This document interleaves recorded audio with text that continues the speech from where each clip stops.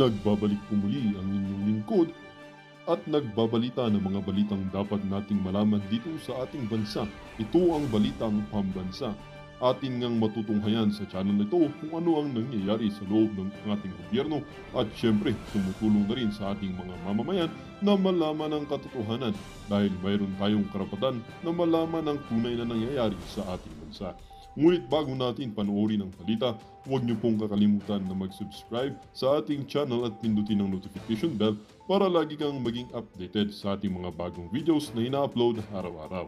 At sa ating mga solid viewers naman dyan ay maraming salamat naman po sa walang sawang pagsuporta. At syempre, huwag din pong kakalimutan mag-iwan ng like at i-share ang ating mga videos. At kung mayroon ka naman pang opinion, ang ating comment section ay bukas para sa inyong mga hinaing. Ito na nga mga kaibigan, ating panoorin ang buong video. Salamat po muli and God bless!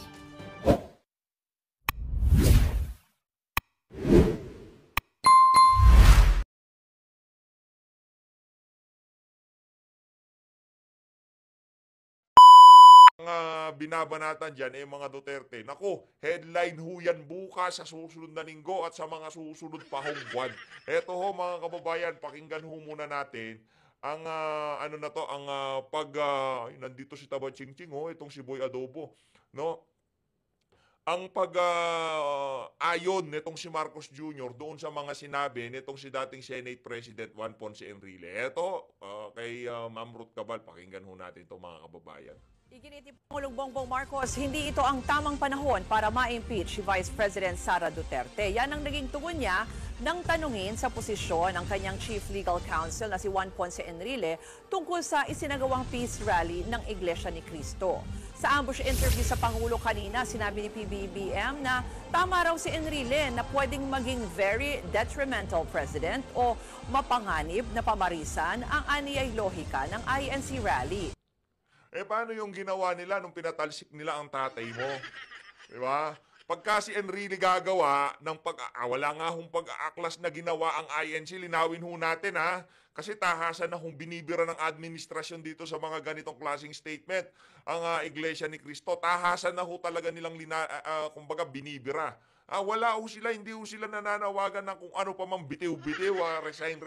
Wala ho tayong ganun narinig. Ang sinasabi lang ho nila, magkaroon tayo ng kapayapaan, peace.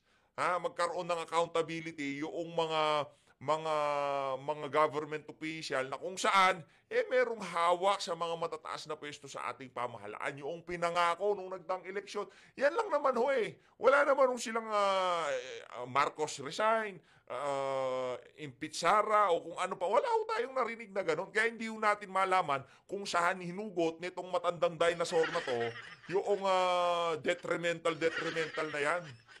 Tila pinaparating daw kasi nito na wag nang sumunod sa due process kung saan impeachment ang paraan para mapanagot at matanggal sa pwesto ang isang opisyal na may mga paglabag at banda. Yan na nga. Kaya nga naman, huwag yung kontrahin. Impeachment talaga yan. Kayo naman, huwag kayong kumontra. Para dun sa mga kababayan nating INC, ngayon alam nyo na ang tayo ng double talk to Sasabihin niya ganito, mamaya naman ganito. Sasabihin niya kontra sa impeachment, mamaya naman proseso yan hayaan niyang gumulong yung proseso, di ba? Ganyan ho yung si Marcos. Dato ng Kongreso, natugunan ang inihaing impeachment complaint. Sabi pa ng Pangulo, duda siya na uusad sa ngayon ang impeachment laban kay VP Sara. Grabe si Isidre, kahit anong sinasabi nitong si Ma'am Ruth Cabal, nakikita ko lang yung matabang nasa likod nitong si Marcos. Alot pa parating na ang eleksyon, kaya mahihirapan na ang mga mambabatas na makabuo ng quorum dahil tutok na ang ilan sa kanila sa pangangampanya.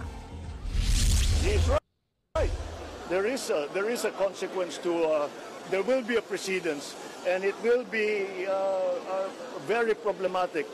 But I still think that now, even if Congress is mandated to process this, Congress doesn't have the House doesn't have a choice, and the Senate doesn't have a choice. Tama naman ito. Wala daw choice ang Congress. May choice ang Congress. Pagka sinabi ni Tambaluslos, yung pinsan mong nasa likod, hoy bangag, makinig ka. Pagka sinabi ng pinsan mong nasa likod na itigil yung buwisit na impeachment na yan, ititigil yan. Huwag mong sabihin walang choice. Lagi tayong merong choice dito. At kayo, dyan sa Malacanang, ang choice nyo ay pahirapan ng sambayan ng Pilipino.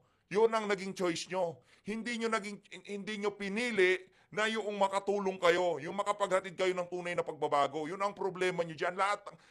Kahit na anong gawin ho natin sa buhay na to, meron ho tayong choice. Kaya ang sinasabi na to ni Marcos Jr., malamang, high na high ho siya sa lagay na yan. High na high sa kapangyarihan, ha? Kitang-kita naman, talagang antikas-tikas niya. Nakaka-high ho ang kapangyarihan. Kung di nyo pa alam, nakakalasing yan. Oh, nakakatama yan. High na high ho siya, oh. Last na taas-taas ng tama niya. Nakakalasing ho ang kapangyarihan. Ayan, lasing na lasing ho siya, mga kababayan. Ha? So, hayaan na lang natin, ganon. Nabibiak na ang ating bansa dahil sa usapin ng impeachment na yan. Hahayaan natin na talagang mapunta sa basura itong bansa na to dahil lamang sa mga pang-personal na interest ng pinsan mo. Talagang high ka nga, sir. Choice once these impeachment complaints are filed. But I don't think that Para sa mga kababayan nating INC, nabudol na naman ho tayo. Doon sa kanyang sinasabi na I'm against sa impeachment. Hindi ako pabor dyan. Ano lang yan, storm in the teacup. Kalukuhan. Ngayon ho ang statement na niya, wala tayong magagawa pagka i-final yan, magdidire-diretso talaga yan. Di ba? Good cop, bad cop. Ngayon, at least nagkakaalaman na ho. Lahat ng paggalaw nitong isa pang high na to sa kapangyarihan na ni Tambaluslos, ano ho yan? Nagkukolaborate ho sila pagdating dyan sa impeachment nitong si Vice President Sara Duterte. Huwag na ho kayong magpabudol dito sa siraulong to. Ano natawa? Kamakailan lang sinasabi mo, hindi ka pabor, dapat itigil yung impeachment na yan. Kasi ano lang yan, storm in the teacup. Ngayon, ano na yan, wala tayong magagawa. Dire-diretso yan, pagka na-file na yan. Ang pinsa mong bangag, merong magagawa yan kung gugustuhin niya. now is the time to go through that. Ayun na nga mga kababayan, doon na, tapusin natin. Maraming salamat po sa pagsupport sa PH Update. Hindi pa. Hindi pa ho, siyempre hindi pa ho, di ba? Hindi pa. Re-rekta ho tayo niyan dito kay, naku, si Palangga, binibining Maharlika.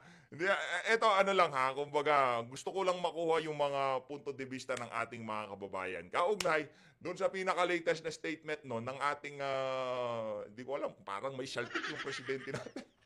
Sinabi niya ganito, ngayon nasa sa bagay, baka mabatukan siya ni Tambaluslos, nasa likod siya ni Tambaluslos eh. Baka sabihin niya, tigil yung impeachment, batukan siya ni Tambaluslos, wala siyang magawa, di ba? O kaya nga ho mga kababayan, wag na ho kayong magpabudol. Pag kami sinabi ang presidente na yan, kahit ano pa hong sabihin niya, wag nyo na hong paniwalaan kasi may saltik ho. Anak ng tokwa. Di ba? Ganito sinabi niya, ngayon ganito na naman. Ano ba talaga? Lumalabas high na high talaga yan sa kapangyarihan. Lasing na lasing, ika nga. Kumbaga talagang lahat, yan, sige. Nakakalasing ho kapangyarihan. Tandaan nyo yun mga kababayan, ha? Pera, nakakalasing. Impluensya, nakakalasing. Kaya hinay-hinay lang ho kayo mga baka malasing din ho kayong kagaya nitong si Marcos Jr., no? Okay lang magpakalasing sa alak. Lasing kayo, bukas na wala na yung lasing nyo, okay na kayo. Pero itong pagkalasing nitong si Marcos Jr., hindi yan si Palangga, ha? Hindi yan lasing. Lasing yan sa sa pagbanat sa mga kamalian ng administrasyon na to. Eto, rektaw tayo kay Palangga. Alright, breaking news. Si Jerry Cabrera at si Maida Loza, ayan, Elizabeth Adarni. Okay, admirer mo ako watching from Chicago. Hello Palangging. How are you? Number 5 sa balota, Attorney Vic Rodriguez sa Senado, sabi ni Alma.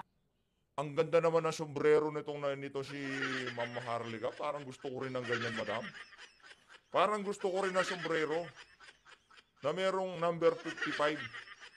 No, sana yung mga kandidatong sinusuportahan natin, mapadalan tayo ng ganyan, no? So, si Pastor Kibuloy, kung meron na siyang sombrero, no, para maisuot din natin.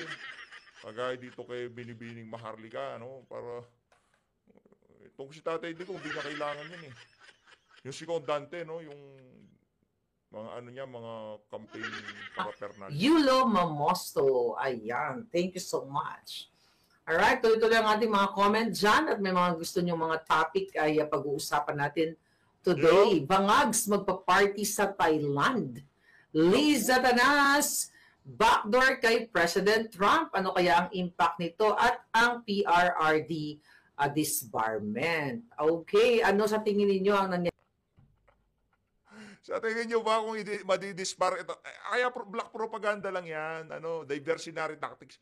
Kahit tanungin nyo si Tatay Digong, tanggalin nyo siya ng titulo ng pagkabuga, wala nang pakialam yan. Wala nang pakialam yan. Ano disbarment, diversionary tactics lang yan. Magpa-practice ba siya?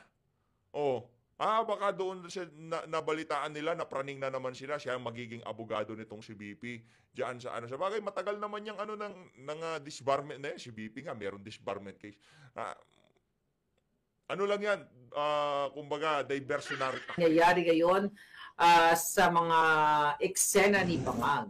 Alright, pero bago natin ipagpatuloy itong ating issue na ito, recently ay talagang si Bangag ay nagsinungaling na naman. Imagine, ang drama niya last year na kung saan hindi daw siya sang-ayon sa impeachment na sinusulong ng mga kasabwat niya din dyan sa Kongreso na mga makakaliwang grupo at ang mga hindot, ang mga jutang genimes na kasabwat niya, hindi daw siya sang-ayon dito sa impeachment laban kay Inday Sara.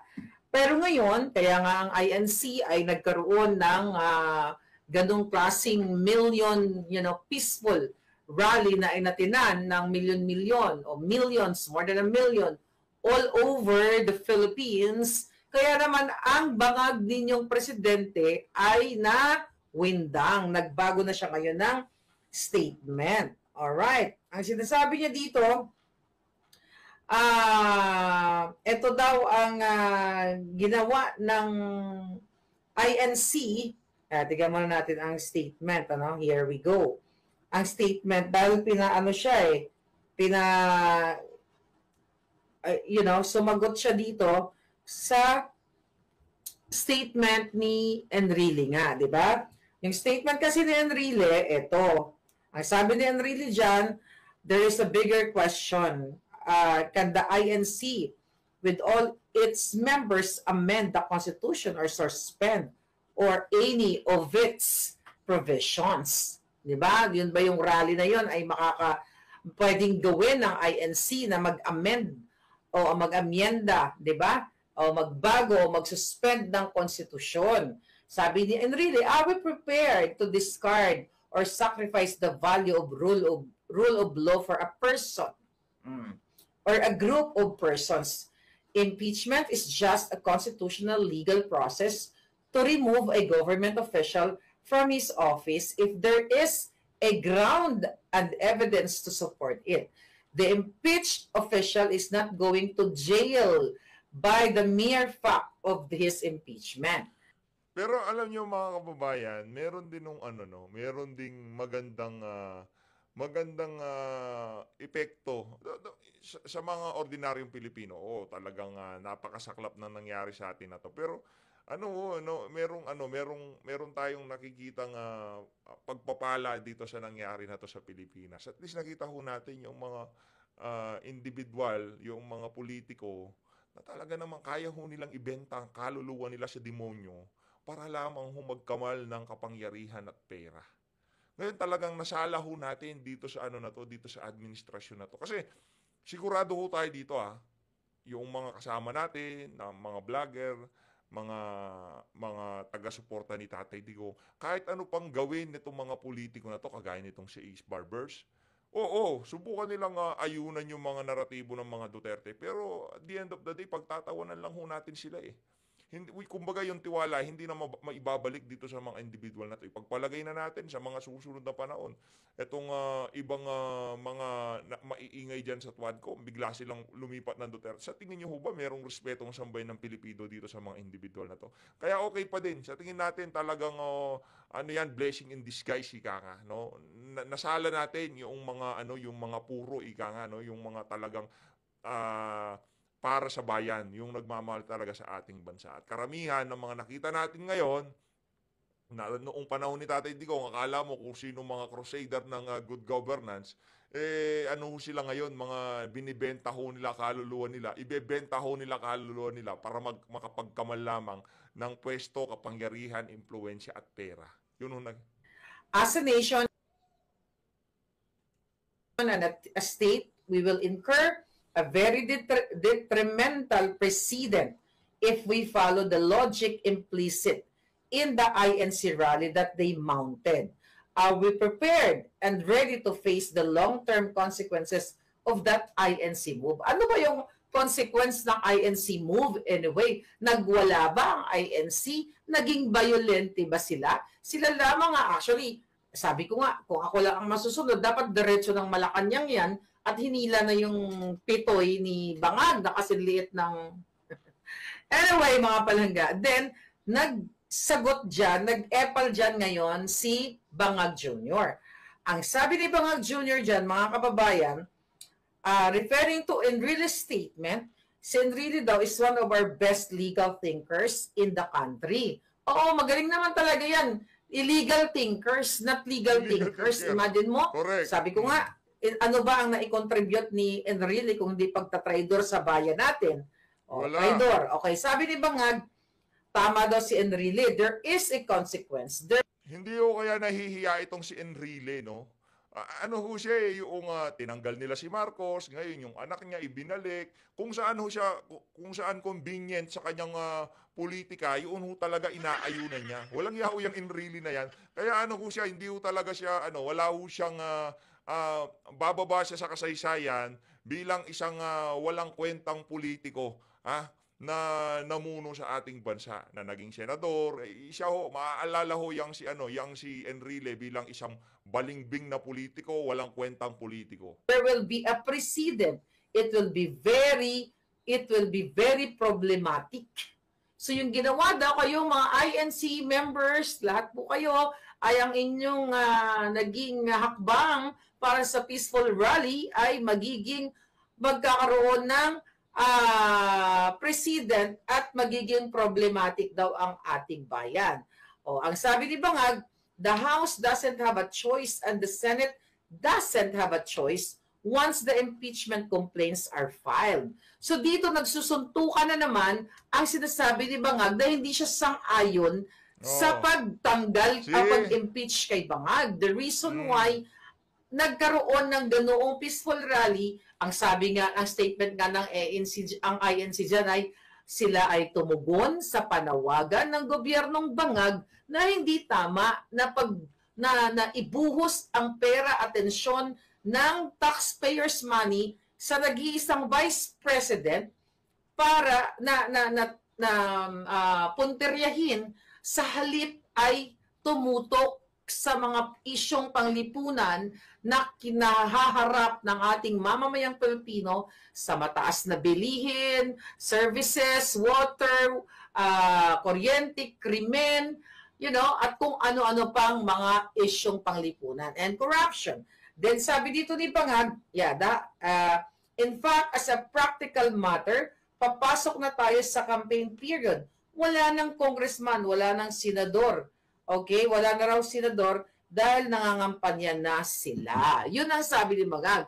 Alam mo, dito ay makikita mo na natatakot sila. Umiikot ang tumbong ni Bangag. Teka lang at medyo umiikot ang tumbong ni Bangag at ni Enrile dito sa na to. Yung mga Bangag na yan, dito sa 1 million march or 1 million rally, peaceful rally na naganap nga dyan sa Quirino Grandstand na hindi nga satisfied yung taong bayan kasi akala ng taong bayan ay diretso na sila sa Malacanang at sasabayan na ng mga bruskong-brusko para patuloy o tuluyan na silang mawala sa mundo ng pagnanakaw. Kaya naman, yung sinasabi ni Bangag na problematic president, actually, si Bangag at ang gobyerno niyang mga kawatan ang nagbibigay ng problematic president sa inyo, sa taong bayan, sa mamamayang Pilipino dahil sa kanyang pagngiwi, sa kanyang pagiging addictus benedictus, sa kanyang mga polisiyang pangmangmang o pang-adik lamang. So yun ang totoong problematic president. Lahat ng ginawa ni Bangag, ang korupsyon, ang pangidnap nila sa anak ni Distress Mother, kasabwat si Teddy Boy, si Lisa Tanas, isa pa kung sino-sino pang kinasabwat nila, DOJ, DFA. So yun ang totoong problematic president na nagbibigay ng problema sa ating bansa. Imagine mo, no less than the president and the first lady ay sangkot sa kidnapping, sa smuggling, at kung ano-ano pang kadyotahan. Yan ang totoong problematic president, Bangag. Bangag na bangag ka dahil wala ng pag-asang ang taong bayan na sumunod kayo sa batas dahil hawak ninyo ang batas. Wala ng batas sa Pilipinas, wala na kayong kinatatakutan. Kaya nga dapat nga mag-speak up na ang taong bayan at ang mga polis at ang mga sundalo ay dapat ay panagutin sila dahil ngayon kayo mga palangga, dahil hindi kayo kumikilos para kampihan ninyo ang taong bayan at labanan ninyo ang korupsyon ng gobyerno ni Bangag. Yan ang totoong problematic president since day one na umupo si Bangag dahil kitang-kita nyo naman na transparent ang kanilang pagnanakaw. Kitang-kita nyo naman, mga brusko, na dapat accountable itong mga hinayupak na ito sa paglalansi sa taong bayan. Sila ang tunay na nagbibigay ng problema, hindi yung INC. Nang gulo ba ang INC? Ang tunay na binabanggit ni Bangag na problematic president ay yung ginagawa niyang hindi niya alam, sabi nga ni Inday Sara, ay hindi niya alam kung papaano maging presidente kasi wala siyang leadership. Kasi ang favorite thing to do niya ay suminghot-singhot lang ng pulburon. Wala siyang utak dahil nasunog na ng pulburon. Pirma-pirma lang, basa-basa lang, ngiwi-ngiwi lang. Yan ang katotohanan, mga kababayan. Kaya yung mga sinasabi nila dito sa INC rally na problematic president, mga sinasabi ni Bangag, natatakot sila dahil nakita nila yung dami ng tao. Sabi ko nga sa inyo kagabi, pagka naglabas kayo ng saloobin ngayong mga panahon na to, ang tawag ho din problematic president, anak ng toka. Ibang klase ho talaga tong administrasyon na to. Merong saltik. Yung nakikita ko, yung opinion ko sa nangyari sa peaceful rally, ito ay statement na kayong mga Bangag, ayusin nyo yung pamamahala ninyo. Itigil nyo yung pagnanakaw, inigil nyo yung panggigipit, o lahat ng kadyotahan ninyo, or else, mas marami pang magsasalita sa kalsada. Diba? Yun yung nakikita natin kasi wala ng tiwala ang mamamayang Pilipino sa inyong mga Bangag. Yan ang tunay na problematic, hindi president. Ikaw ay problematic president. Diba? Hindi president Problematic president dahil punong-puno ng problema ang ibinigay mo sa taong bayan. Ngayon, mga palangga, ano ang breaking news natin? Okay? Another problematic. Alright? Okay. Hindi kayo gumagalaw dyan. Okay. Here we go. Habang tayo ay problematic, kayo dyan, wala kayo masaing, wala kayo pambayad sa kuryente, pambayad sa tubig, pang tuition fee ng anak nyo, pang ospital, lahat ito'y nararamdaman ninyo. Ang inyong mga cabinet secretaries, mga palangga, the other day pala, ay lumilipad na papuntang Thailand. Nako. Sako Samwe. I don't know kung tama yung pagkipigas ko. Sino ang taga-Thailand dito? Okay, bibigyan ko kayo ng homework, ha? Bibigyan ko kayo ng assignment. Okay, Miss Cathy Binag, you're here. Bibigyan ka ng assignment palangga. Okay? Habang kayo ngayon ay namumroblema sa buhay ninyo, ang mga cabinet secretaries ay pupunta sa Cusco Samui, KOHSAMUI, kung para siyang counterpart ng Maldives, di ba? You know Maldives. Ano, tama? Koh Samui? Or whatever, I'm not Thai naman. Koh Samui, okay. Alright? Koh Samui, okay. Koh Samui basa ko. Anyway, hayaan mo na. O, kung Samui, di ko kung Samui. Anyway, so ngayon, the other day, tama yan. Ito, yan yung spelling. O, yan. Ayan. Koh Samui. Okay? So, Samui. Sabi ni Marides. Okay, here we go, palangga. Habang kayo, dahil weekend ngayon, habang kayo ay naghihirap, ang mga cabinet secretaries, gamit ang pera ninyo, ay pupunta, o iba, nauna na sila, dahil a-attend sa kasal ni Altenco. Multi-million ang kasal sa Thailand, Bangkok, Thailand. Yes, sabi ni Kati Binag, andito pala si Palangga. Okay, yaan. O, alam mo ba yan, Palangga? Baka naman pwede kang maghanap ka ng invitation ng mga kakachikan bumbo mo dyan. Ang question ko, di ba, sino si Altenco? Siya lang naman ang pag-court chief. Siya lang naman, at ayon nga yan sa ating mga puting ahas in the past, ay kumukolekta si Lisa Tanas sa pag-court ng 100, noon pa yun itong balita ko sa inyo, pag-upo pa lang nila, 150 million a week si Lisa Tanas sa pag-court. Hindi ko lang alam ngayon kung magkano na ang kolekta ni Lisa Tanas.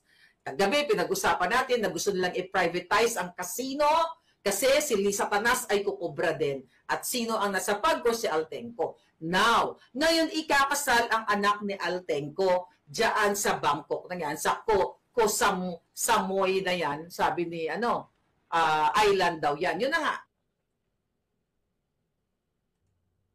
Island yan. So ngayon, ito yung duty ninyo para sa taong bayan. Lahat ng nasa Thailand, total weekend naman, pumunta kayo doon. Mag-picture kayo, videoan ninyo, isend nyo sa akin. Andiyan naman yung yari kayo dito. Yari kayo dito sa gagawin na to ni Binibining Maharlika. Mabibisto ang kasalan nitong si Altenco. Altenco! Best wishes! Nakananto ka, matindi ka ha. Meron ka pang manalalaman pa Thailand. Yung mga kababayan natin dito, gutom na. Maharlika Network o i-post ninyo. Dahil hindi lang po cabinet secretaries ang pupunta dito, pati mga kongresista at mga senador na invited dito sa kasal ng anak ni Altenco. Question, hindi ba ang kasal ay milestone yan ng buhay mo? Napagod na ako sa kapupudpod. Hinanap ko ang Facebook ng anak niya. Diba? Hinanap ko din si Altenco. Wala akong makita na early announcement. Ang kasal ipinagmamalaki yan. Yes, mag-plane po kayo going to baka galing sa